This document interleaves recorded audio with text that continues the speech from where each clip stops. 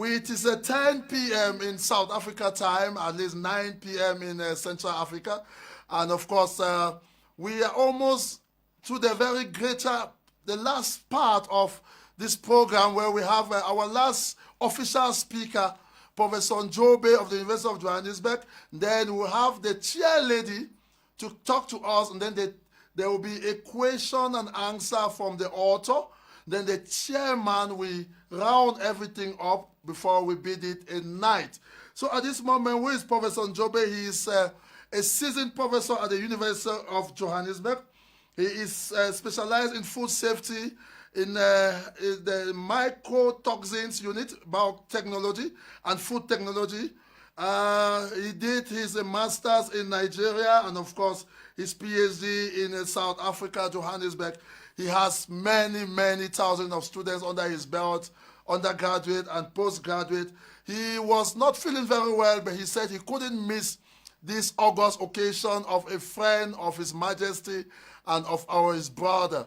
So, Prof, we wish you well. I know you're joining us, but don't stress. Just give us the few words that your energy can be able to carry you so that we could put an end to this section, and then we'll listen to the chair lady, then to the chairman, and to the author before we round off. Prof, welcome, and I hope you're feeling better. Thank you. Can you all hear me? Yes, Prof, we hear you 5 on 5 all over the world. You are live. Thank you, Mr. Moderator, for this wonderful event. I'll round whatever I have to say by thanking especially our man of the moment. I would rather take a different approach in my commentaries as far as this book is concerned. First of all, I've known King Taka IV for quite a while. And I still remember vividly when he was enthroned in 2019, if I'm not mistaken. I realized that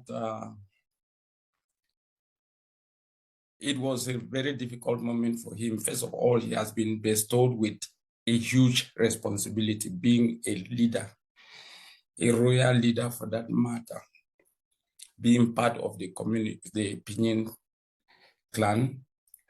I could see that he has written this book. I think one of the things that must have motivated him, must have inspired him, was the fact that he actually needed personal growth in order to be able to be empowered so that he can lead the Pinyin community. And thereon, we could really see how fragile he was. But over time, he actually got inspired by his own people. I think one of the qualities that I also picked from him is that he has that peace-loving leadership skills. And that's why he has brought a lot of development, not only within the Muwah community, but Pinyin as a whole.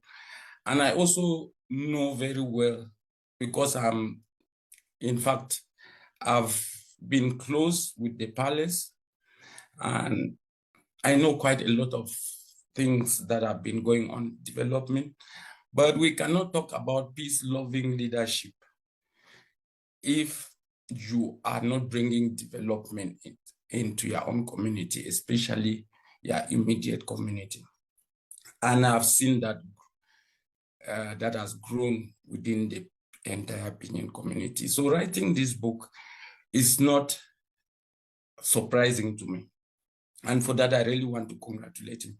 I also want to congratulate the Queen, Mafo,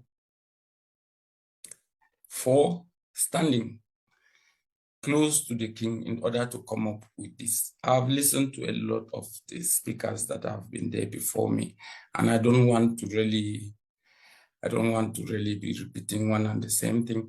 One thing that I picked from the content table of the book is the role communication plays, both in intra and inter. We could really see that there are 12 chapters, and from chapter 2 to chapter 7 is all about communication.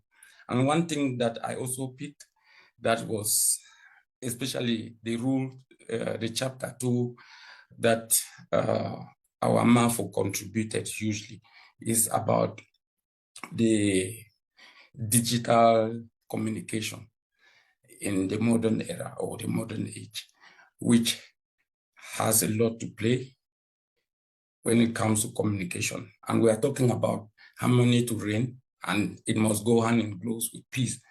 And I think that the leadership that we have in the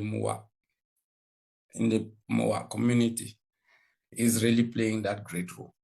I want to also just round up by really saying that the last 2 chapters, which is about teaching the next generation, I'm a teacher, which is chapter 11, I think the education has a very big role to play.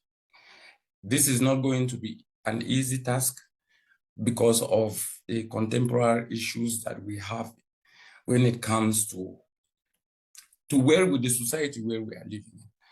And I see that it's going to, if we follow the proper path, follow the book, and read what the content therein, I think that this is really possible. This book is not about the opinion community. It's not about Cameroon. I see it, Africa benefiting hugely from this particular book. I've learned the other guest speakers recommending the book as one of the curricula in various schools. I think that is really a huge thing.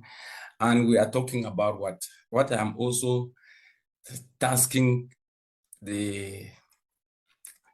His Royal Highness is that he has concluded this book with chapter 12, which is about the legacy of harmony. I think that the next edition of this book should be more focused on this legacy of harmony with practical examples or testimonies that